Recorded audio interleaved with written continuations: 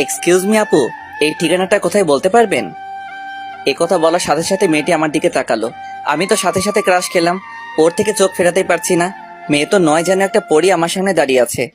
এই যে মিস্টার, তা কি যেন বলছিলেন? আপু আসলে আমি এই শহরে নতুন এসেছি, ঠিকানাটা কোথায় যদি বলে দিতেন। এই বলে ওর হাতে কাগজটা দিলাম। আচ্ছা ঠিক আছে। তারপর মেয়েটা ঠিকানাটা হাতে নিয়ে কিছুক্ষণ দাঁড়িয়ে রইল। কি ব্যাপার, এতে তো আমাদের বাড়ির ঠিকানা লেখা আছে। সোজা গিয়ে ডান দিকে যাওয়ার পর 3 নম্বর বাড়িটা। ধন্যবাদ আপু। আচ্ছা আপনার নামটা কি জানতে পারি? নাম দিয়ে কি করবেন, যান বলছি এখান থেকে। ওরে বাবা কি রাগ, মনে হচ্ছে এখনই আমাকে কাঁচা খেয়ে ফেলবে। এই সামান্য কথায় এত রাগ দেখাতে হয় নাকি? আচ্ছা যাই হোক, এবার আপনাদের পরিচয় দিয়ে নেই। আমার নাম আরিয়ান আরমান। গ্রাম থেকে শহরে এসেছি লেখাপড়া করার জন্য। আমি এবার ইন্টার সেকেন্ড ইয়ারে। এখানে বাবার এক বন্ধুর বাড়িতে থাকবো। ওনারা নাকি খুব বড় লোক। পরিবার বলতে আছে মা বাবা আর ছোট একটা পিচ্চি বোন। আপনাদের সাথে সাথে কথা বলতে বলতে বাড়ির সামনে চলে আসলাম। বিশাল বড়, এত বড় বাড়ি খুব কমই দেখেছি। যেই গেট দিয়ে ঢুকতে যাব, দারোয়ান পথ আটকে দাঁড়ালো। কি ব্যাপার, এভাবে কিছু না বলে হুট করে ঢুকে পড়েছেন কেন? আসলে এই বাড়ির মালিকের সাথে কথা আছে, উনি আমাকে আসতে বলেছে। 1 মিনিট দাঁড়ান, আমি স্যারকে ফোন দিয়ে বলছি। আচ্ছা ঠিক আছে, দেখতে পারেন। তারপর দারোয়ান ফোন দিল। হ্যালো স্যার, গ্রাম থেকে একটা ছেলে এসেছে আর আপনার খোঁজ করছে। ওকে ভিতরে পাঠিয়ে দাও। ওকে স্যার, ঠিক আছে, পাঠিয়ে দিচ্ছি। আপনাকে ভেতরে যেতে বলেছে। তারপর আমি ভিতরে গেলাম। দরজা দিয়ে ভিতরে ঢুকতেই দেখি একটা লোক ভিতরে বসে পত্রিকা পড়ছে। আমাকে দেখেই দাঁড়ালো। আসসালামু আলাইকুম। ওয়ালাইকুম আসসালাম। তুমিই কি জামালের ছেলে? গ্রাম থেকে এসেছো? জি আঙ্কেল। তা বাবা বাইরে কেন, ভিতরে আসো। তারপর ভিতরে আসলাম, ওনার সাথে বসলাম। তোমার বাবা মা কেমন আছে? ভালো আছে। আপনি কেমন আছেন? এভাবে আঙ্কেলের সাথে বসে কথা বলছিলাম। কোথা থেকে একটা মহিলা এসে বলল, কি গো, তুমি কার সাথে কথা বলছো? তোমাকে বলেছিলাম না বাড়িতে মেহমান আসবে।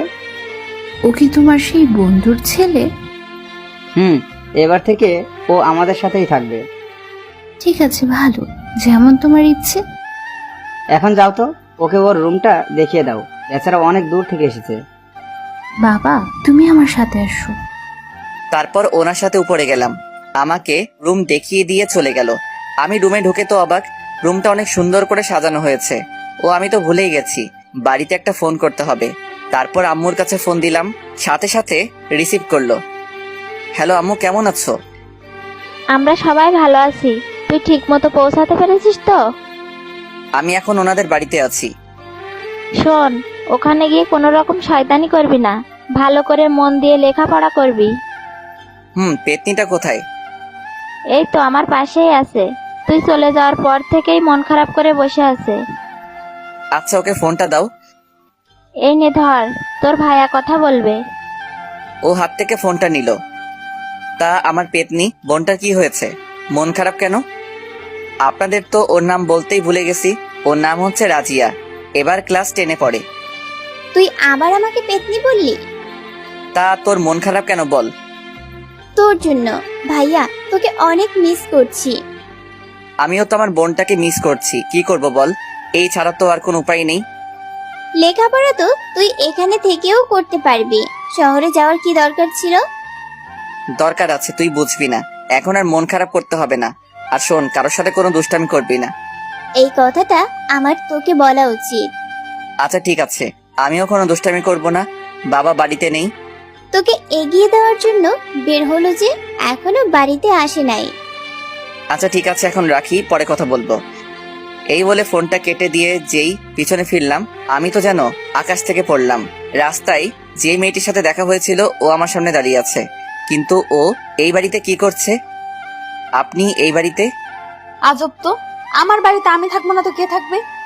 আপনার বাড়ি মানে? কই, তখন তো কিছু বলেননি। বলি নাই, বলার প্রয়োজন মনে করি নাই।